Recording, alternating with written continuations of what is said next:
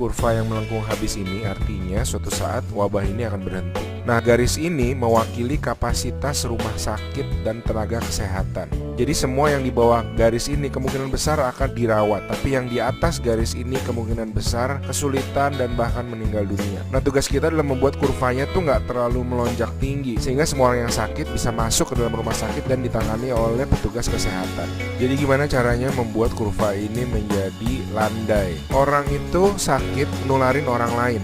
Nah, orang yang sudah sembuh, tubuhnya jadi punya imunitas, sehingga kemungkinan dia tertular lagi itu kecil atau hampir nggak ada. Sehingga caranya sebuah wabah apapun itu dari zaman dulu berhenti adalah ketika cukup banyak orang kena virusnya, lalu menjadi imun sehingga virusnya nggak bisa punya orang untuk ditularin lagi. Nah, kenapa selama ini kita perlu banget namanya social distancing atau ngejauhin diri? Animasi ini bagus banget. Ini contoh kalau semua orang bergerak bebas seperti biasa, nggak ada pikiran, semua tetap pergi konser, pergi jalan-jalan. Ini akan terjadi. Satu orang akan menularkan semua orang berbarengan, dan itu yang berbahaya. Seperti tadi kita melihat kurvanya ya. Pada akhirnya akan lewat dan pada akhirnya semua orang akan sembuh. Tapi karena kurvanya tinggi, banyak orang akan mati dalam prosesnya. Nah, yang terjadi di Cina dengan adanya lockdown, ditutup, membuat orang tidak sakit sekaligus berbarengan. Jadi kurvanya lebih landai kalau kalian lihat, sehingga memberi waktu untuk orang-orang menjadi sembuh dan akhirnya bisa melandaikan kurvanya.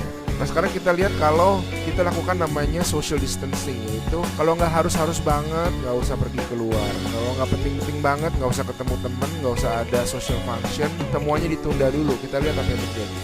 Nah, bahkan ini ada simulasi satu lagi, kalau social distancingnya itu bener-beneran ekstrim, orang nggak boleh keluar, ada jam malam dan sebagainya. Ini yang terjadi.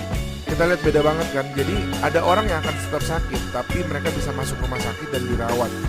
Jadi teman-teman, please do your social distancing, stay at home, work from home, anywhere you can.